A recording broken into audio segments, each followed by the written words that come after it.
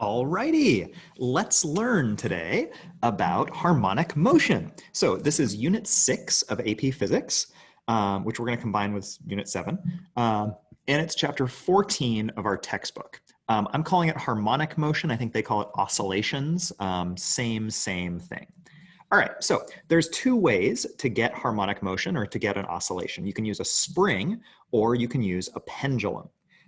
So a spring could either be horizontal or vertical, something hanging on a spring and being dropped down and it goes boing, boing, or it could go up too, right? The spring could be below and pushing it up.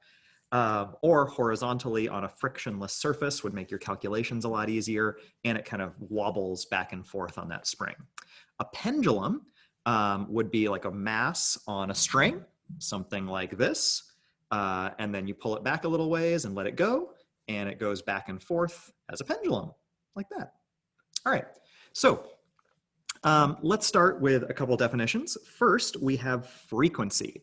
So frequency is how many revolution or rotations or back and forths per second you get. So in this case, on my pendulum here, if I hold it here up above my head and release it, and it goes 1, 2, 3, 4, 5, 6. Every time it comes over and hits that side, that's another back and forth, another rotation, another revolution. So the unit on frequency would be 1 over seconds, and we call 1 over a second a hertz. And then I could also measure the period. The period is how many seconds does it take to do one full back and forth. And the period is measured in seconds. So I'd say like if I go over and back and that takes 2 seconds, the period would be 2 seconds. The frequency would be 1 over 2 seconds or 1/2 hertz. All right. Now, those are inversely related to each other. So frequency is 1 over the period, and the period is 1 over the frequency. If I divide 1 over 2, it gives me 1/2 as my frequency. If I divide 1 over 1/2, it gives me 2 as my period. All right. So I've got this thing that is vibrating back and forth, a pendulum or a spring, and then I could graph its position. And if I were to graph its position, I could start when it's over here on the right side of the bowl. In this case, it's like simulating a pendulum using just like a bowl skate park, skate ramp kind of thing. And so it starts at a high position, a positive position on the right, but no actual motion. So it's a horizontal tangent line, meaning there's no velocity. Then as it travels down the right side, it goes faster and faster until it reaches the bottom. At the bottom, it is here at position 0, right? So it's going from here down to here. This is its maximum velocity, the greatest slope right there. And then it goes down to its lowest point on the graph. Its lowest point on the graph is the most negative, so that would be the most to the left over here. It's actually technically the highest part, but it's now reversing direction and coming back the other way. So it's going to come back this way. That left side would be the bottom of the graph. Then it goes back up. Now it's got a positive slope, but of the same magnitude of the previous negative slope over here. So here's the positive slope right there. As it goes through here, it's the fastest velocity, but it's in the middle, so it's back at 0. And then it goes over to the right-hand side again, over here, and that is represented by coming up to the top. And the time for that whole entire thing to take place, to go from right to middle to left to middle and then back to right, is 1 period. So that's top of the sine wave to the top of the next sine wave, or crest to crest is 1 period. It's a time of 1 oscillation. Okay, so let's think about that a little bit. We'll do a little stop and think. 2 oscillating systems have periods T1 and T2, with T1 less than T2. So the period is less on number 1. That means less seconds. So I'm just going to go ahead and give them some numbers. Let's see, T2 is less, so let's make that 2 seconds. And T2, I'll make 3 seconds, because that's bigger. All right. How are the frequencies of the two systems related? Okay, so frequencies is the inverse of period. So that would be 1 over T1 versus 1 over T2, 1 over 2 seconds versus 1/3 of a second. All right, so 1/3 is clearly less than 1/2. So this would be frequency 1, and this would be frequency 2. So frequency 2 is bigger than frequency, so sorry, frequency 1 is bigger than frequency 2. And that is that guy. There you go. I could also just say it's the inverse, so it's the opposite. And since T1 was less, F1 has to be greater. That's the other way I could look at it. All right, so we mentioned that you can get oscillations or harmonic motion from horizontal springs, from vertical springs, and from pendulums. So let's look at each of those cases. So let's start by looking at a horizontal spring. In a horizontal spring, I've set the equilibrium right down the middle of the spring. That would be where it's like comfortably sitting with no expansion or contraction, right? So if it's just sitting normally, it'd be right in the middle. Then you can pull it out to its maximum stretch, or it doesn't even have to be the maximum stretch, just pull it out a set amount and release it from there. That is going to be the amplitude. So the amplitude is how far it's been stretched in one direction. From the middle out is the amplitude. That's amplitude. Great. And then it'll go from a positive amplitude and it'll go back the other direction to the same value, negative. So this would be negative A. This is positive A in that direction and negative amplitude in the other direction. And then if I graph that motion, I'll see that it makes a sine curve or a cosine curve. It's the same thing. In this case, I'm showing it vertically, where it goes out to the amplitude and then gets released and goes back to negative amplitude and then positive amplitude and back and forth. The turning point is when it reaches the maximum amplitude, positive or negative. That's where it turns around. And then the equilibrium position right in the middle there, that's where it has the fastest speed, right? It's going the fastest because it's moving straight through the equilibrium point from most positive to most negative, zoop, right through the middle.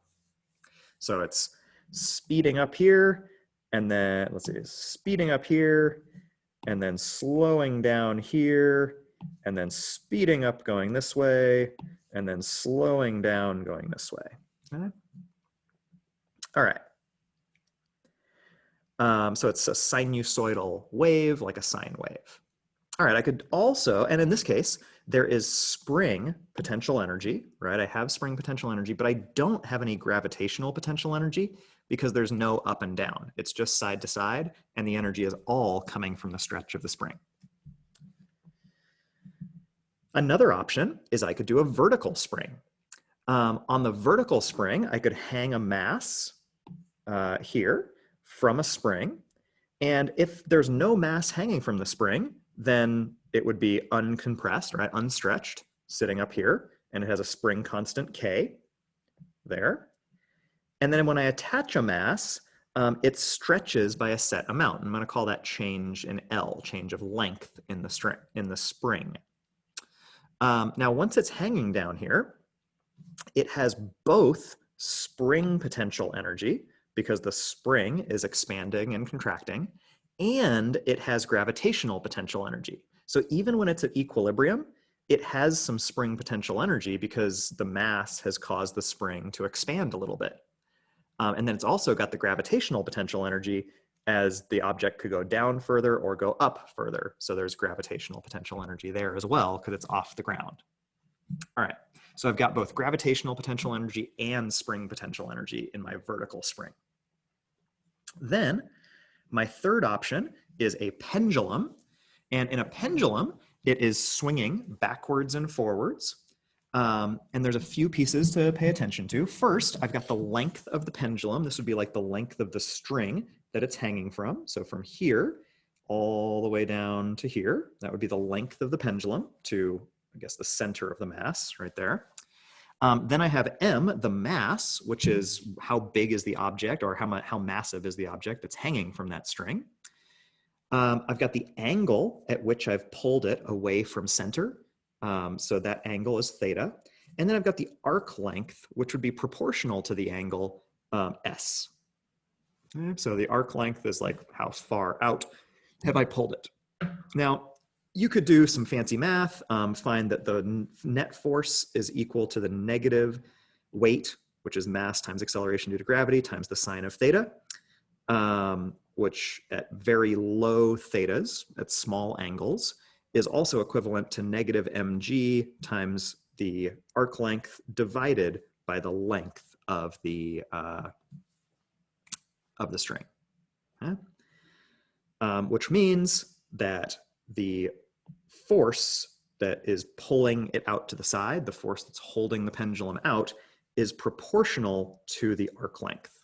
So if I know the arc length, how many degrees I've pulled it out, it's proportional to the force there. All right. So let's do a little stop and think. A ball is hung from a rope, making a pendulum. When it's pulled 5 degrees to the side, the restoring force is 1 Newton.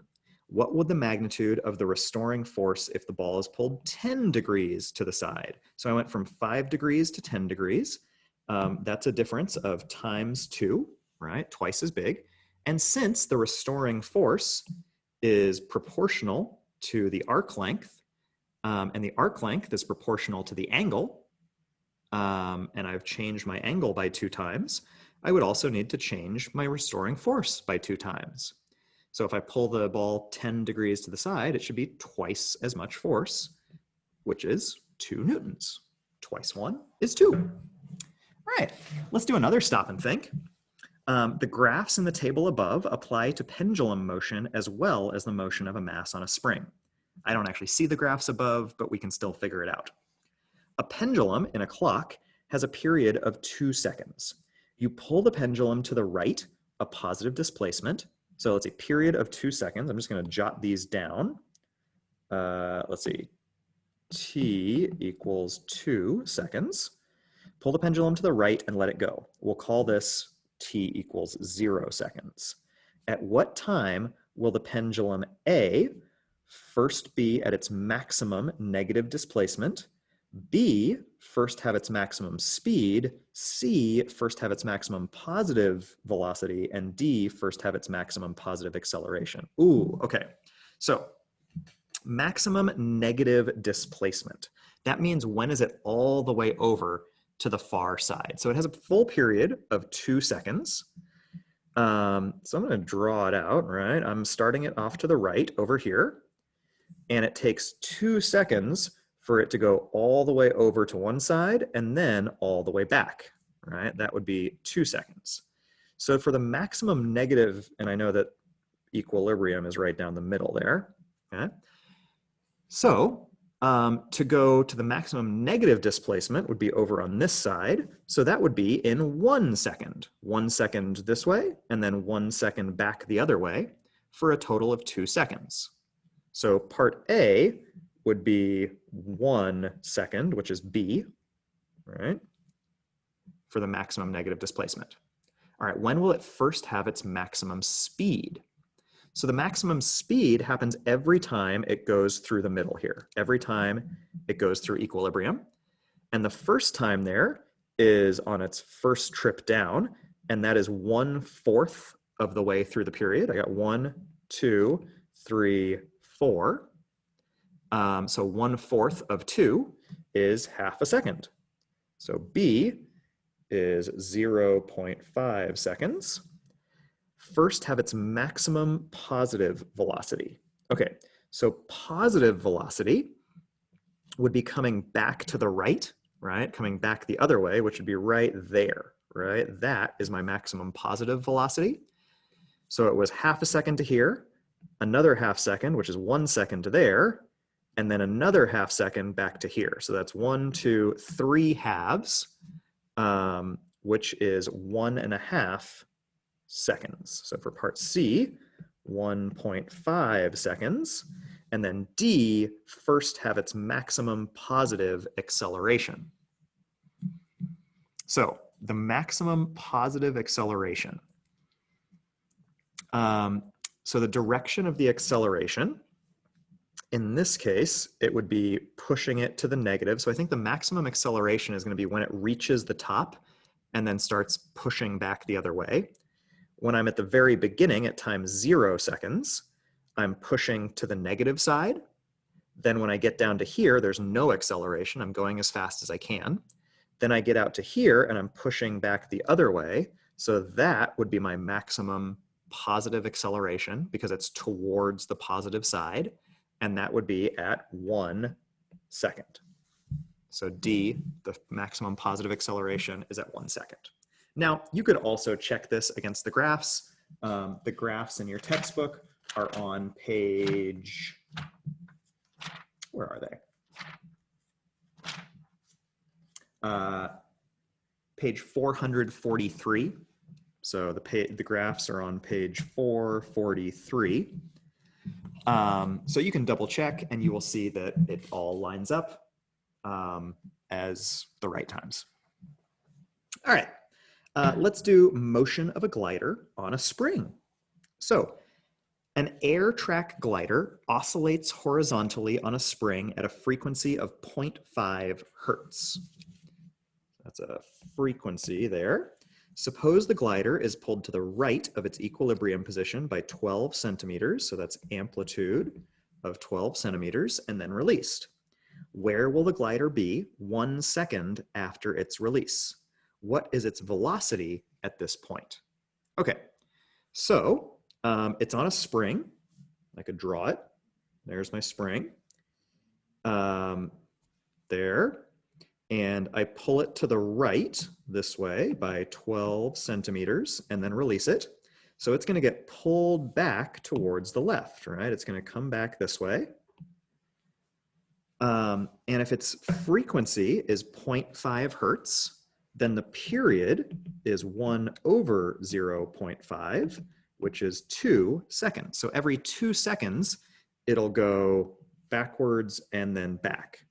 Which means, where will the glider be 1 second after its release? Well, if it takes 2 seconds to go there, and back, at 1 second, it would just be there, right? It would be all the way over to the negative displacement.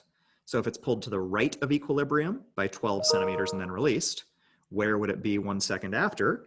It would be 12 centimeters to the left of equilibrium at 1 second. I could also say it's 24 centimeters to the left of where it started because I'm 12 centimeters off equilibrium this way and then 12 centimeters off equilibrium that way, total of 24 centimeters to the left of where I started. And then what's its velocity at this point? So its velocity, that is at the maximum side one direction.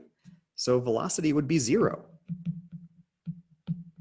because I'm all the way over and then I'm going to start going the other direction. So that would be a turnaround point. So velocity is 0 meters per second. Now, you can also do this by graphing that information and checking the graph. At 1 second, here's my graph. It goes 12 centimeters. That's my amplitude. Every 2 seconds, that's my period. So at 1 second, it's all the way down at negative 12 centimeters. And it is at a horizontal tangent, all right? The slope is 0. So since the slope is 0, its velocity is 0. So it also works if you want to optionally graph it. That also is a way of figuring it out. All right. Let's check out the next piece. So our next piece, describing simple harmonic motion using graphs of position, velocity, and acceleration. So all of these are going to be sinusoidal graphs, sine and cosine graphs, meaning the nice, funny, wobbly ones for those of you who are less trigonometrically, graphically inclined.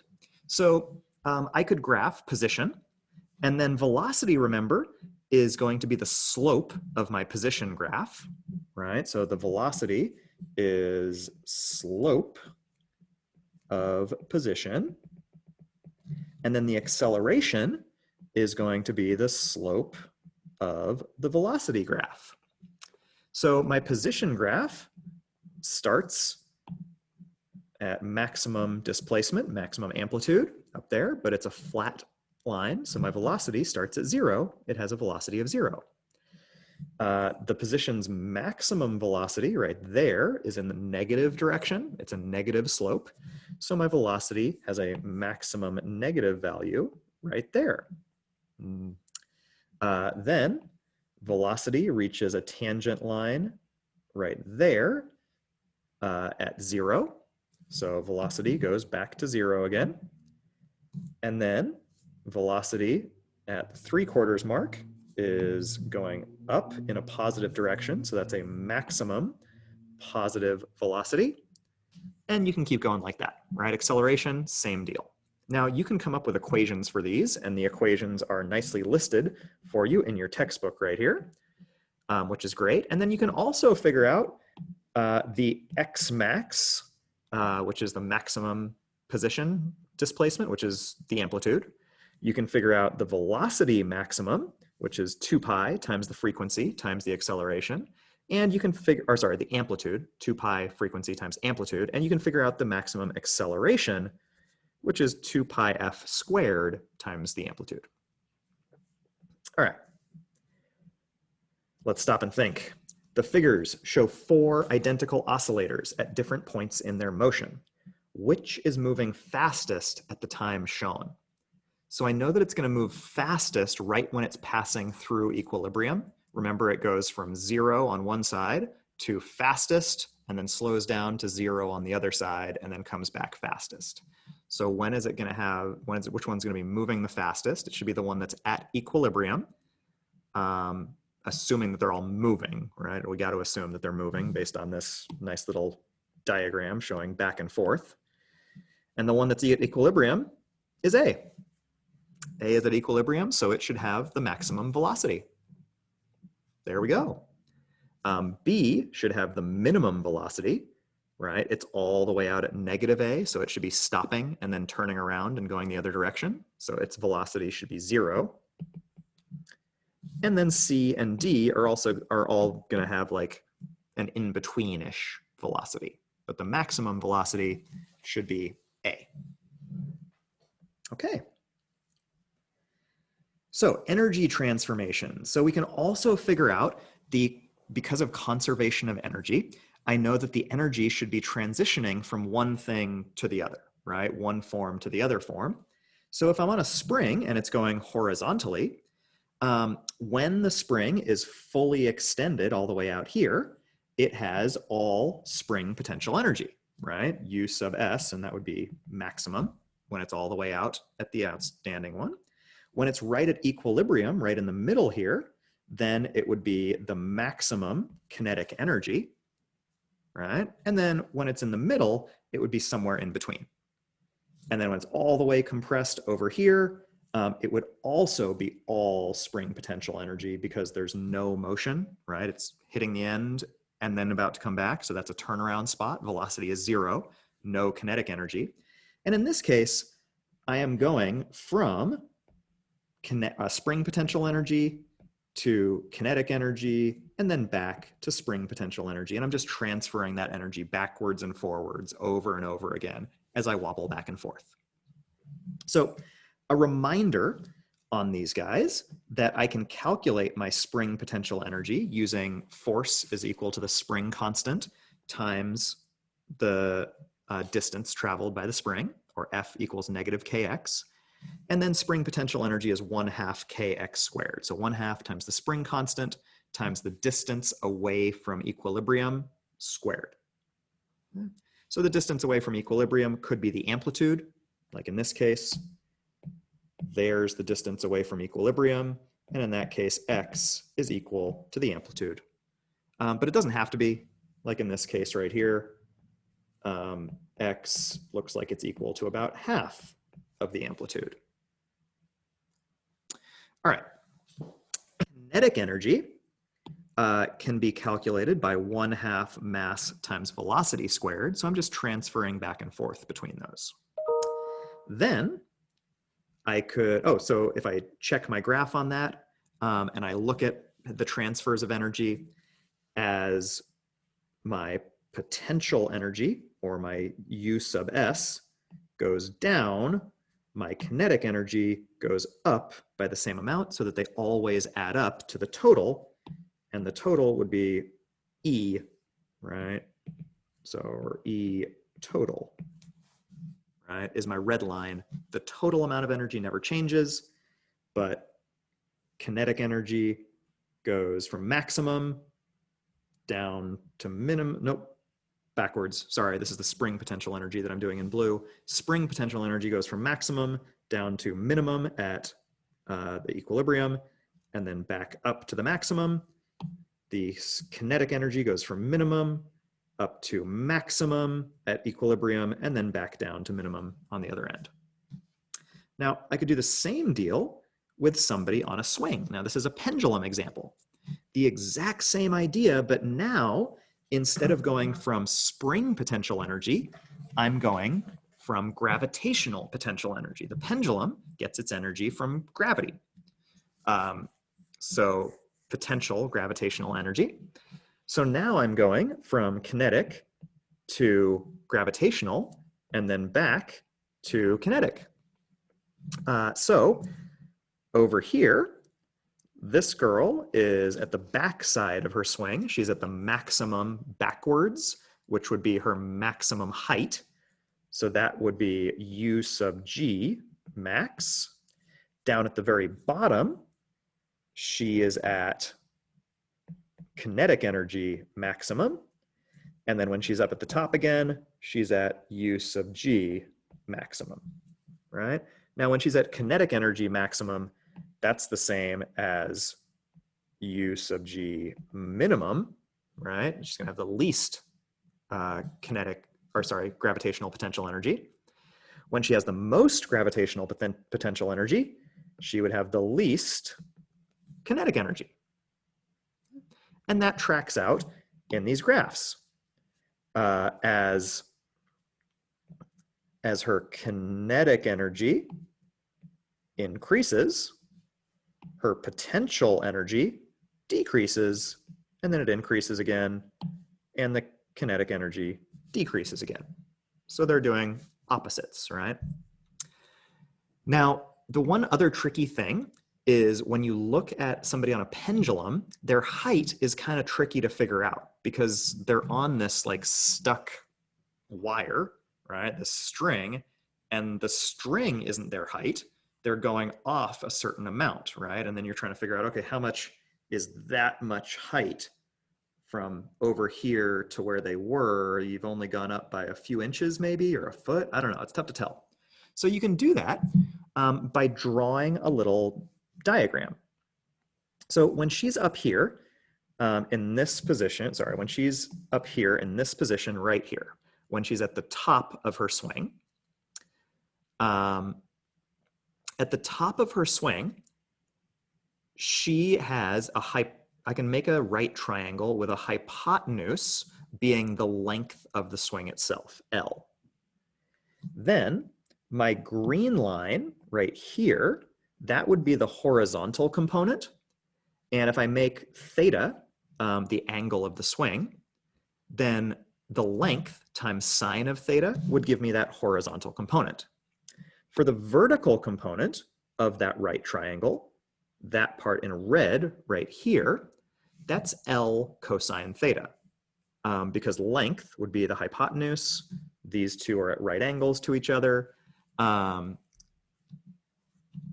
that more clearly. They're at right angles. So the hypotenuse times cosine, because it's the adjacent side of the theta angle. And then that leaves me with this blue section right down here. Now, this blue section that I'm looking at right here is the distance from the horizontal component when she was at her maximum height down to the minimum height, right, which would be the bottom of her fall. So it's bottom of the swing down to new bottom of the swing is that distance there. And that's going to be the total length, which would be from the top all the way down, L, minus the vertical component of her previous position, which was L cosine theta. So the change of height is equal to L minus L cosine theta, and it's represented right there. So if you're trying to find the height for your potential energy, that is how you could do it. All right. So there are two big equations that are going to show up a lot on the AP test. They are the two equations that the AP really focuses on, and they are listed right here on your equation sheet, right there. Actually, there's three. They also give you that the period is equal to 1 over the frequency. But it's the period of a spring and the period of a pendulum. So the period of a spring is 2 pi times the square root of the mass of the object on the spring over the spring constant. The pendulum is 2 pi square root of the length of the pendulum over the acceleration due to gravity, which on the Earth is always 9.8 meters per second squared. But in case you happen to go to another planet and you're playing with pendulums, then you'd have a different acceleration due to gravity. Weird choice, but you know, you do you. Okay, so those are big, big highlighted ones. I've squared them off in red. I'm going to square them off again in red because you should for sure know these. In fact, you might even want to highlight them on your equation sheet. Good ones. All right. So let's do a stop and think. 4 mass spring systems have masses and spring constants shown here. Rank in order from highest to lowest the frequencies of the oscillations. Okay, so the first piece is that frequency is 1 over the period. So I'm going to find the periods, and then I'm just going to invert them, right? The biggest periods are going to be the smallest frequencies. And then these are springs, so I know that the period is equal to 2 pi root m over k. Okay, so the things that matter, the masses and the k's. The 2 pi is a constant, so I can pretty much ignore that. And then the square root is applied to all of them. So really a mass makes it bigger, spring constant makes it smaller. So big spring constant would be worse. So this one is going to be 4 mass over k. So that would be square root of, but this one is 4m over k. This one is m over 1/2 of k, which is equivalent to, change colors here, 2m over k. This one is 2m over k. And this one is m over 2k, which is 1/2 m over k. Okay, so biggest is that guy, and then those two are tied, and then this guy is the smallest, but we wanted, and that's for periods, right? The greatest periods, but we want the frequencies. So the highest frequency is going to be the smallest period. So it's going to be, I'm going to make sure I detail, frequency of D is going to be the greatest because it has the smallest period, which is greater than the frequency of C, which is equal to the frequency of B, which is greater than the frequency of A. A has the biggest period and thus the smallest frequency. So I just flip-flopped the order. I figured it out in periods and then flip-flopped the order. Okay. Let's do an example. Slowing a mass with a spring collision. So a 1.5 kilogram mass slides across a horizontal frictionless surface at a speed of 2 meters per second until it collides with and sticks to the free end of a spring with constant 50 Newton meters. The spring's other end is anchored to a wall. How far has the spring compressed when the mass is, at least for an instant, at rest? How much time does it take for the spring to compress to this point? Okay, so let's do some needs and givens here. I need the distance that a spring compresses, and I call that x, right? F equals kx, or 1/2 kx squared. I'm given a few values. I'm given a mass of 1.5 kilograms. I'm given a velocity of 2 meters per second. I'm given a spring constant of 50 newtons per meter. All right, so I also know that I'm starting with this object in motion, and at the end, it's going to into a spring, and the spring is going to slow it down. So I'm going from kinetic energy at the beginning to spring potential energy at the end, or the initial kinetic energy is equal to the final spring potential energy. So I could rewrite this as 1/2 mv squared equals 1/2 kx squared. Right off the bat, I can see that my halves will cancel there. Now I can plug in values. So that's going to give me 1.5 kilograms times 2 meters per second squared equals 50 newtons per meter times x squared. Okay, I'll divide both sides by 50. Newtons per meter, divide by 50 newtons per meter, and I get x squared equals, this is a job for a calculator, 4 times 1.5 is 6. 6 divided by 50, 0.12, and then take the square root of, oh, here we go. I should note that that's 0.12 meters squared. And then I'll take the square root of that. Oops, gotta actually get it right. Square, oh, clear. Square root 0.12 gives me 0.35. So x equals 0.35 meters, or 35 centimeters. So it'll compress 35 centimeters is the first part. How far has the spring compressed? Great. And then how much time does it take for the spring to compress to that point? So for the time of the spring compressing, now I need the time, and the time I know I'm going from a spring at equilibrium to a spring that's fully compressed.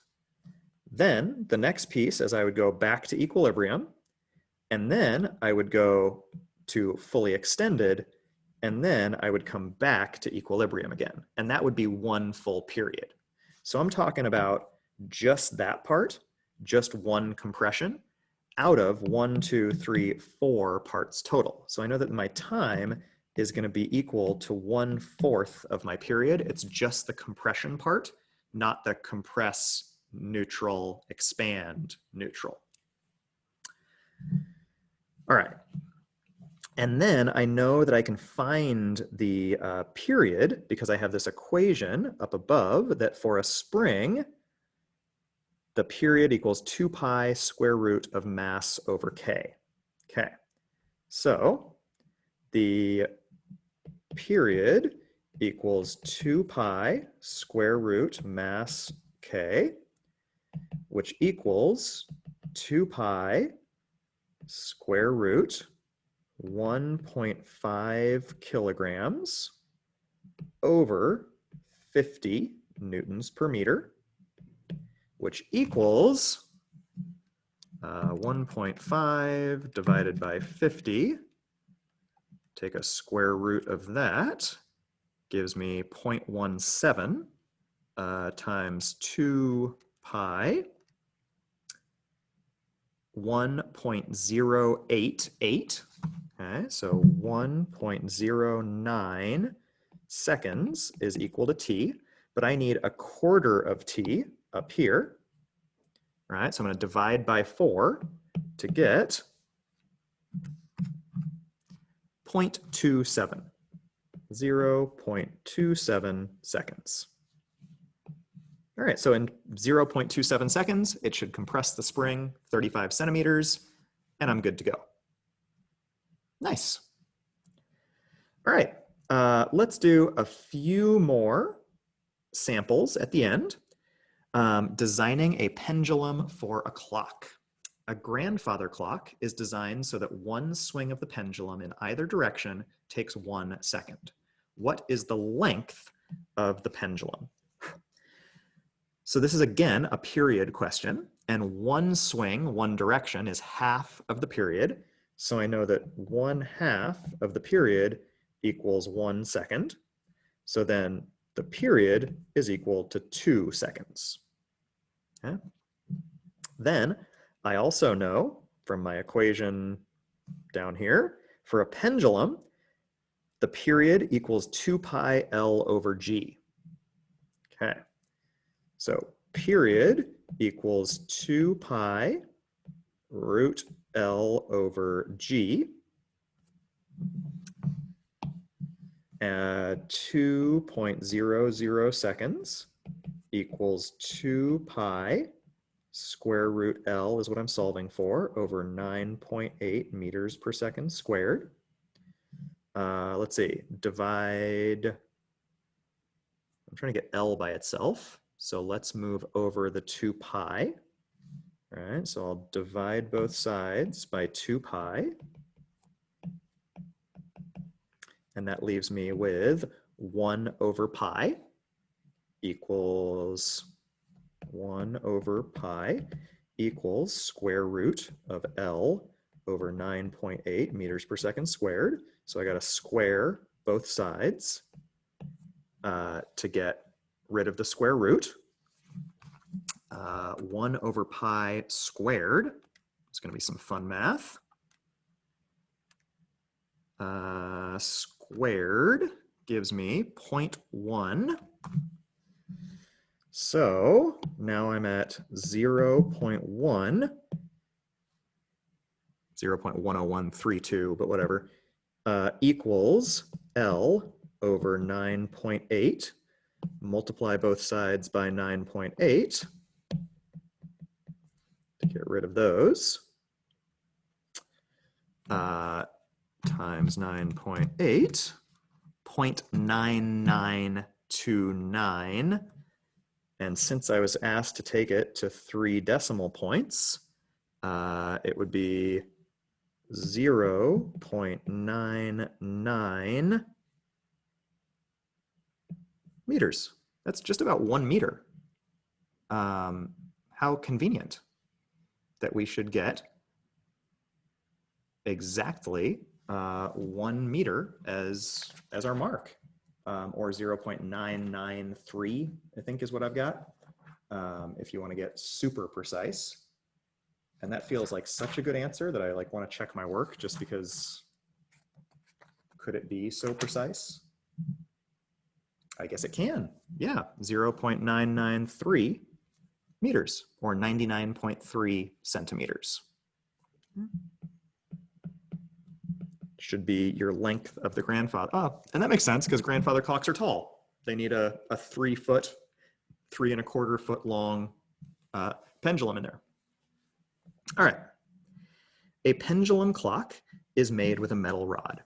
It keeps perfect time at a temperature of 20 degrees Celsius. At a higher temperature, the metal rod lengthens. How will this change the clock's timekeeping? Okay, so if the metal rod lengthens, I'm getting a bigger L, and I know that the equation I could use is period equals 2 pi square root of L over G. So if the L increases, right, that goes up, then the period would also increase. So that means it's going to take more time to do its oscillation. It'll do more time for a back and forth. And if it spends more time going back and forth, it will fall behind the real time, right? Time doesn't slow down just because the pendulum is swinging slower. So I think the clock will run slow. The dial will be behind the actual time because its period has increased. So it's taking longer than 2 seconds to do its back and forth, or longer than 1 second to go one direction. Perfect. All right, last example. A rope hangs down from a high tree branch at the edge of a river. Josh, who has a mass of 65 kilograms, trots at 2.5 meters per second to the edge of the river. Good trotting, Josh. Grabs the rope 7.2 meters below where it's tied to the branch and swings out over the river. All right, let me draw this out. So here he is. Here's the rope swing. Here's young Josh doing his trotting. He's coming in at 2.5 meters per second, which is a nice trot. The distance that he's going to grab on here is 7.2 meters, and he has a mass of 65 kilograms. Okay. And he's going to swing out over the river like this, and then he's going to swing back like that. Okay. And that is half of one full oscillation. So this would be half of a period because he's going from equilibrium out, back, and then if you wanted to make it a full period, it would go out this way and then out back the other way. But we're not going to do that part. We're just going to do the first part. So it's half of a period out and back.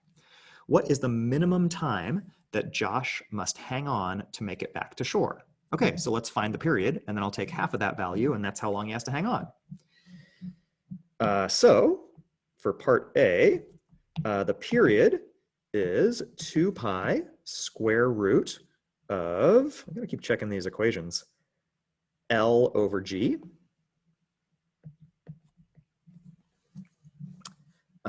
which equals 2 pi square root, the length is 7.2 meters over 9.8 meters per second squared. We'll do some math. 7.2 divided by 9.8. Take the square root of that answer and multiply by 2 pi, and I get 5.39. So the period is 5.39 seconds, but I know that this is only half of the period, right? He's only going out and back. So I'm going to divide it by 2 and say the time equals 2.69, but I was only given 2 digits, so 2.7 seconds is how long Josh will have to hang on. That seems reasonable. Hang on, out, back. Yep, good. All right, what's the maximum tension in the rope? Ooh, this is a nice one. So this one gets to incorporate a little bit of force.